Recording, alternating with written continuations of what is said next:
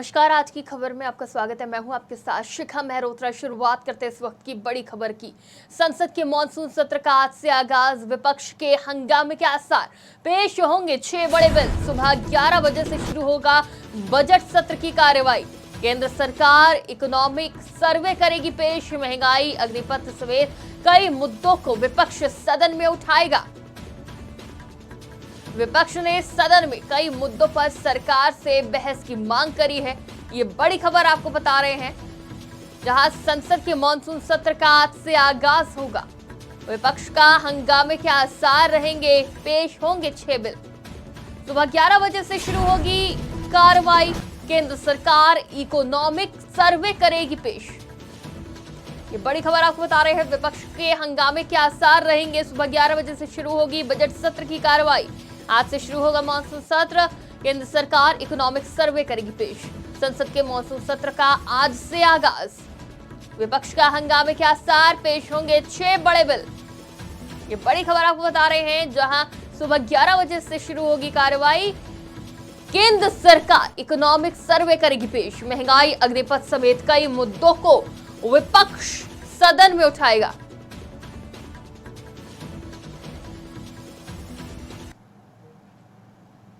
अगली खबर का रुख करते हैं जम्मू कश्मीर से। बड़ी खबर, 26 जुलाई को जाएंगे प्रधानमंत्री नरेंद्र मोदी। कारगिल विजय दिवस में शामिल होंगे पीएम मोदी। द्रास में शहीदों को पीएम मोदी देंगे श्रद्धांजलि। यह बड़ी खबर आपको बता रहे हैं। जम्मू कश्मीर से यह बड़ी खबर सामने आ रही है। 26 जुलाई को पीएम मोदी जाएंगे द्रास। कारगिल विजय दिवस में शामिल होंगे पीएम मोदी। द्रास में शहीदों को पीएम मोदी देंगे श्रद्धांजलि। जानकारी के लिए हमारे साथ संवाददाता दीपांकर गुप्ता जुड़ चुके हैं। दीपांकर, प्रधानमंत्री नरेंद्र मोदी 26 तारीख को द्रास आ रहे हैं, तो ऐसे में क्या कुछ इंतजाम देखने को मिल रहे हैं? जी हाँ, बिल्कुल सही आप फरमा रहे हैं। लेह लद्दाख का पूरा प्रशासनिक अमला और साथ ही साथ सेना जो है वो तैयारियों में जुट चुकी है। हम आपको बताते चले, कारगिल शहादत दिवस के 25 साल पूरे हुए हैं। 1999 में जिस तरह हमारे शूरवीरों ने कारगिल, द्रास, बटालिक, पूरे तमाम सेक्टर्स में सेना की जो घुसपैठिए, जो पाकिस्तान की तरफ से घुसपैठिए आए थे पाकिस्तानी सेना के, उन्हें मार भगाया था और उसमें हमारे जवानों की शहादत हुई थी। और कारगिल शहादत दिवस है और ऐसे में 25 साल के मौके पर एक बड़ा संदेश न केवल पाकिस्तान को बल्कि पूरे विश्व को देना चाहते हैं कि देश अपने शहीदों और उनके परिवारों के साथ खड़ा है। हम आपको बताते चलें कि प्रधानमंत्री पहले भी जब 1999 में वो प्राइम मिनिस्टर नहीं थे, वो भारतीय जनता पार्टी के नेता थे और साथ ही साथ वो उस समय जब ये लड़ाई चल रही थी उस समय भी कारगिल वहां पर गए थे और उन्होंने उस समय वो जम्मू कश्मीर के प्रभारी हुआ करते थे। उनके साथ तब के जो हिमाचल के चीफ मिनिस्टर हैं प्रेम हुआ करते थे, प्रेम कुमार धूमल, वो भी उनके साथ थे। और उस समय 1999 में भी प्रधानमंत्री कारगिल में गए थे। उसके बाद भी कई बार प्रधानमंत्री का लेह लद्दाख का दौरा हुआ है और सेना के जवानों को का हौसला अफजाई, दिवाली का मौके पर वहां पर पहुंचे हैं प्रधानमंत्री। लेकिन इस बार ये मौका खास इसलिए बन जाता है क्योंकि 25वीं अपना वर्षगांठ है कारगिल विजय दिवस की और ऐसे में प्रधानमंत्री का वहां पहुंचना और पूरे देशवासियों को वहां से संबोधित करना ये वाकई में खास रहेगा। जी दीपांकर, अगर बात करी जाए हाल ही में हुए घुसपैठ की या फिर शहीदों की, तो ऐसे में प्रधानमंत्री नरेंद्र मोदी का जम्मू कश्मीर दौरा काफी खास हो जाता है।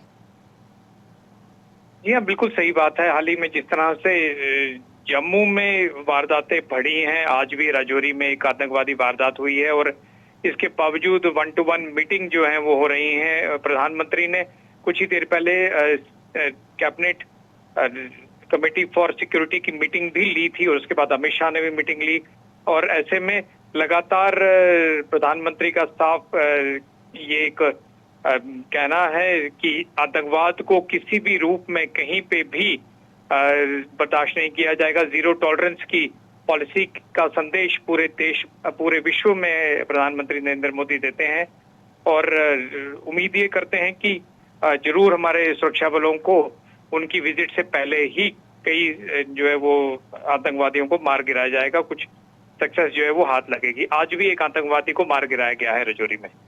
जी, तो अब विपक्ष भी लगातार इन मुद्दों पर हमलावर है दीपांकर। ऐसे में प्रधानमंत्री नरेंद्र मोदी जम्मू कश्मीर आ रहे हैं और दूसरी तरफ आने वाले समय में जम्मू कश्मीर में चुनाव भी है, तो पीएम मोदी के इस दौरे से क्या चुनाव पर कुछ असर देखते हैं? नहीं, देखिए, ये दौरा एक्सक्लूसिवली लेह लद्दाख में रहेगा, जो अलग से अब यूनियन टेरिटरी बना दी गई है, और प्रधानमंत्री संभवतः पहले ले टेक्निकल एयरपोर्ट उतरेंगे, वहां से वो द्रास जो हमारा वार मेमोरियल वहां जाएंगे। इसका जम्मू कश्मीर से कुछ ज्यादा पॉलिटिकल सिनेरियो से कुछ लेना देना नहीं है, क्योंकि ये सिर्फ एक शहीदों को नमन करने के लिए प्रधानमंत्री लेह लद्दाख में जा रहे हैं। जी बिल्कुल, बहुत बहुत शुक्रिया हमारे साथ जुड़ने के लिए, तमाम जानकारी के लिए। इस खबर पर हमारे साथ संवाददाता दीपांकर गुप्ता जुड़े हुए थे। तो जम्मू कश्मीर से बड़ी खबर आपको बता रहे हैं, जहां 26 जुलाई को द्रास जाएंगे प्रधानमंत्री नरेंद्र मोदी। कारगिल विजय दिवस में शामिल होंगे पीएम मोदी। द्रास में शहीदों को श्रद्धांजलि देंगे। जम्मू कश्मीर से एक और बड़ी खबर सामने आ रही है। बीडीसी सदस्य के घर पर आतंकवादियों ने किया हमला। आतंकवादियों ने रात लगभग 3:10 पर किया था हमला। सेना के जवानों ने आतंकवादियों को दिया मुंहतोड़ जवाब। डीडीसी सदस्य पुरुषोत्तम कुमार को अभी राष्ट्रपति ने शौर्य चक्र से नवाजा था, जिसके चलते पुरुषोत्तम कुमार आतंकवादियों की नजर में खटक रहे थे। फिलहाल पुरुषोत्तम कुमार के रिश्तेदार घायल हैं, लेकिन खतरे से बाहर बताए जा रहे हैं। आतंकवादियों ने देर रात लगभग 3:10 पर हमला किया है। सेना के जवानों ने आतंकवादियों को मुंहतोड़ जवाब दिया है। आतंकवादियों ने कल देर रात राजौरी के गुंडा इलाके में एक सेना की चौकी पर हमला किया। ये समाचार सुबह सुबह आया था और उसके बाद आज की खबर ने जब अपडेट ली तो हम आपको बताते चलें कि अपडेट ये मिली कि ये जो हमला सुबह लगभग 3 बजे आतंकवादियों द्वारा किया गया था, दरअसल ये हमला वहाँ के एक वीडीसी सदस्य पुरुषोत्तम कुमार की फैमिली पर किया गया था। वहाँ पर वीडीसी सदस्य की फैमिली रहती है और पुरुषोत्तम कुमार को हाल ही में महामहिम राष्ट्रपति द्वारा शौर्य चक्र से नवाजा गया था। बताया ये जाता है कि पुरुषोत्तम कुमार ने कुछ समय पहले ही एक आतंकवादी को बड़े ही साहस से इस इलाके में मारा था और इसीलिए उसे जो ये शौर्य चक्र है ये मिला था। ऐसे में आतंकवादियों के निशाने पर पुरुषोत्तम कुमार की फैमिली थी। आतंकवादियों ने इस पूरे घर के आसपास घेरा डाला और वहीं पर जो सेना की एक चौकी बनी हुई है, जब आतंकवादियों ने फायरिंग की तो सेना के जवानों ने उन्हें मुंहतोड़ जवाब दिया और उनके हमले को नाकाम कर दिया। इसमें न केवल सेना का एक जवान घायल बताया जाता है, बल्कि पुरुषोत्तम कुमार के जो चाचा जी हैं वो भी इसमें घायल बताए जाते हैं। उन्हें भी स्थानीय हॉस्पिटल में शिफ्ट किया गया है, हालांकि वे खतरे से बाहर बताए जाते हैं। वहाँ से आतंकियों को भागना पड़ा और आसपास का जो इलाका है वहाँ पर आतंकियों को फिलहाल घेर लिया गया है। रुक रुक कर फायरिंग पूरे इलाके में हो रही है और उम्मीद ये की जाती है कि जल्दी आतंकियों का खात्मा किया जाएगा। तो आतंकियों के मंसूबे कुछ ठीक नहीं लग रहे हैं। बार बार उनके जिस तरह के हमले देखने को मिल रहे हैं, उसके बाद सरकार भी अलर्ट हो गई है, सेना अलर्ट मोड पर है और बार बार बैठकें भी करी जा रही हैं। मुंहतोड़ जवाब दिया जा रहा है इन आतंकियों को, लेकिन इनके हौसले जिस तरह से बुलंद हैं उसको काबू में करने के लिए पूरी कोशिश करी जा रही है। और अब एक और खबर निकलकर सामने आई जम्मू कश्मीर से, जहां बीडीसी सदस्य के घर पर आतंकियों ने हमला किया है। आतंकवादियों ने देर रात लगभग 3:10 पर हमला किया। सेना के जवानों ने आतंकवादियों को मुंहतोड़ जवाब दिया है। डीडीसी सदस्य पुरुषोत्तम कुमार को अभी राष्ट्रपति ने शौर्य चक्र से नवाजा था, जिसके चलते पुरुषोत्तम कुमार आतंकवादियों की नजर में खटक रहा था। फिलहाल पुरुषोत्तम कुमार के रिश्तेदार घायल हुए हैं, लेकिन खतरे से बाहर बताए जा रहे हैं।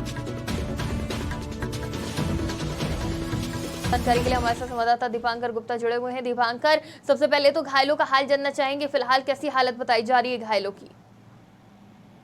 देखिए, ये जो हमला हुआ इसमें पुरुषोत्तम कुमार के चाचा जी के घायल होने का समाचार है। हालांकि स्थानीय हॉस्पिटल उन्हें शिफ्ट किया गया है और ये बताया जाता है कि वो खतरे से बाहर है। दूसरा, हमारा एक सेना का जवान भी इसमें घायल है और उनकी भी जो हालत है वो स्थिर बताई जाती है। इस पूरे मामले में एक बड़ा ही सेना की तारीफ करनी होगी। और हम आपको बताएं कि सेना को पहले ही ये अंदाजा हो गया था कि पुरुषोत्तम कुमार की फैमिली को सिक्योरिटी देना बड़ा जरूरी है, और इसीलिए बिल्कुल जहां उनका घर है उसके पास में सेना की एक कैंप जो है वो चौकी बनाई गई, और ये इंश्योर किया गया कि न केवल पूरे इलाके में सेना जो है वो अपना डोमिनेंस रखे, बल्कि इस परिवार को भी एक जो प्रॉपर सुरक्षा है वो मुहैया करवाई जाए। और यही वजह है कि आज आतंकवादियों के एक बड़े ही कायराना और एक बड़े ही नापाक इरादे को हम कहेंगे कि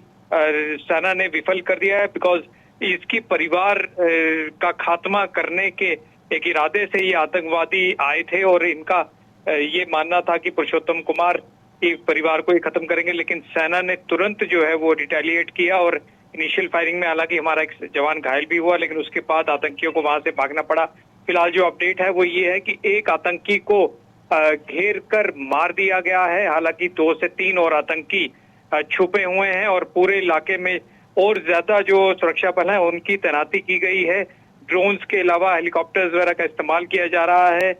एक बड़ी सफलता के रूप में हम इसे जरूर कहेंगे, क्योंकि पिछले कुछ दिनों से लगातार जो जम्मू कश्मीर में आतंकवादी घटनाएं हो रही थी उसमें हमारे सुरक्षा बलों की शहादत हो रही थी, पर एक जो आतंकवादी को मार गिराया गया है जिस तरीके से इस पूरे एनकाउंटर में, और 2 से 3 और आतंकवादी इसमें अभी भी घिरे हुए हैं। शाम तक हो सकता है उन्हें भी मार गिराया जाए। जी बिल्कुल, बहुत बहुत शुक्रिया हमारे साथ जुड़ने के लिए, तमाम जानकारी के लिए। इस खबर पे हमारे साथ संवाददाता दीपांकर गुप्ता जुड़े हुए थे। तो जम्मू कश्मीर से ये बड़ी खबर हम आपको बता रहे हैं, जहां कुछ समय पहले ही पुरुषोत्तम को राष्ट्रपति ने शौर्य चक्र से नवाजा था, जिसके बाद से वो आतंकवादियों की नजर में खटक रहे थे। फिलहाल पुरुषोत्तम कुमार के रिश्तेदारों के घायल होने की खबर है, लेकिन खतरे से बाहर बताए जा रहे हैं। बजट सत्र के पहले पीएम ने मीडिया को किया संबोधित। पीएम मोदी ने मीडिया को किया संबोधित। 22 जुलाई से बजट सत्र की शुरुआत, ये बड़ी खबर आपको बता रहे हैं, जहां से बजट सत्र की शुरुआत हो रही है। बजट के पहले पीएम मोदी ने मीडिया को संबोधित किया है।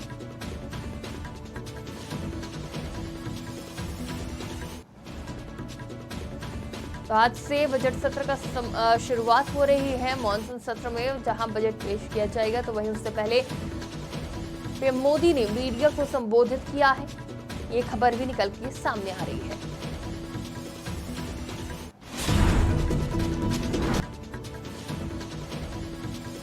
इस बार काफी महत्वपूर्ण रहने वाला है ये बजट, क्योंकि प्रधानमंत्री नरेंद्र मोदी के तीसरे कार्यकाल का पहला बजट है, और पीएम मोदी ने बजट सत्र से पहले मीडिया को संबोधित किया।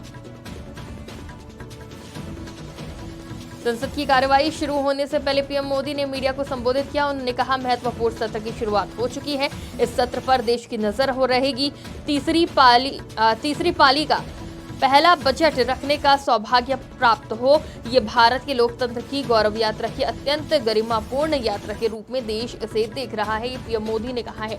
तो 11 बजे से सत्र की शुरुआत होगी, और तीसरे कार्यकाल का पहला बजट आज पेश करने जा रही है मोदी सरकार। और जिससे पहले पीएम मोदी ने मीडिया को संबोधित करते हुए कहा कि महत्वपूर्ण सत्र शुरू हो चुका है। इस सत्र पर देश की नजर रहेगी। तीसरी पारी का पहला बजट रखने का सौभाग्य प्राप्त हो। ये भारत के लोकतंत्र की गौरव यात्रा की अत्यंत गरिमापूर्ण यात्रा के रूप में देश इसे देख रहा है।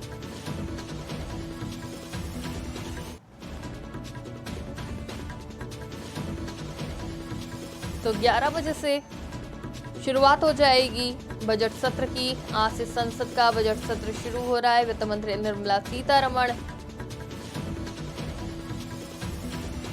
सदन में आर्थिक सर्वेक्षण रखेंगी। सदन की कार्यवाही शुरू होने से पहले प्रधानमंत्री नरेंद्र मोदी मीडिया को संबोधित करते नजर आए। पीएम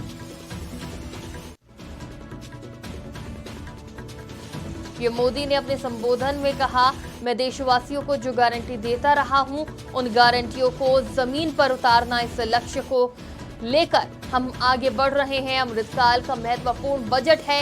ये अगले 5 साल का भी दिशा तय करेगा, और 2047 के सपने को पूरा करने के लिए मजबूत नींव लेकर हम कल देश के सामने आएंगे। तो ये पीएम मोदी ने संबोधन दिया।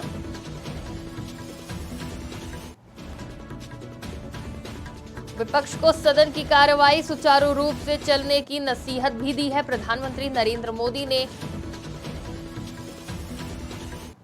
साथियों, भारत के लोकतंत्र की जो गौरव यात्रा है, उसमें ये एक महत्वपूर्ण पड़ाव के रूप में मैं देख रहा हूं। व्यक्तिगत रूप से मुझे भी, हमारे सभी साथियों को भी ये अत्यंत गर्व का विषय है कि करीब 60 साल के बाद कोई सरकार तीसरी बार वापस आए और तीसरी पारी का पहला बजट रखने का सौभाग्य प्राप्त हो। ये भारत के लोकतंत्र की गौरव यात्रा की अत्यंत गरिमापूर्ण घटना के रूप में देश इसे देख रहा है। ये बजट सत्र है। मैं देशवासियों को जो गारंटी देता रहा हूं, क्रमशः रूप से उन गारंटियों को जमीन पर उतारना, इस लक्ष्य को लेकर के हम आगे बढ़ रहे हैं। ये बजट अमृतकाल का एक महत्वपूर्ण बजट है। हमें 5 साल का जो अवसर मिला है, आज का बजट हमारे उन 5 साल के कार्य की दिशा भी तय करेगा। और ये बजट 2047 जब आजादी के 100 साल होंगे, तब विकसित भारत का जो हमारा सपना है, उस सपने को पूरा करने की मजबूत नींव वाला बजट लेकर के हम कल देश के सामने आएंगे। साथियों, सत्र शुरू हो जाएगा और इससे पहले पीएम मोदी ने मीडिया को संबोधित किया, जिसमें उन्होंने कहा कि ये अमृतकाल का महत्वपूर्ण बजट है। ये अगले 5 साल की दिशा तय करेगा और 2047 के सपने को पूरा करने के लिए मजबूत नींव लेकर हम कल देश के सामने आएंगे। तो आज से बजट सत्र की शुरुआत हो रही है। कल वित्त मंत्री निर्मला सीतारमण बजट पेश करेंगी और इससे पहले पीएम मोदी ने संबोधन किया मीडिया के सामने। उन्होंने तमाम बातें रखी बजट से संबंधित, क्योंकि पीएम मोदी के ये तीसरे कार्यकाल का पहला बजट है और काफी महत्वपूर्ण बजट है। फिलहाल के लिए इतना ही। देश और दुनिया की तमाम खबरों के लिए देखते रहिए आज की खबर।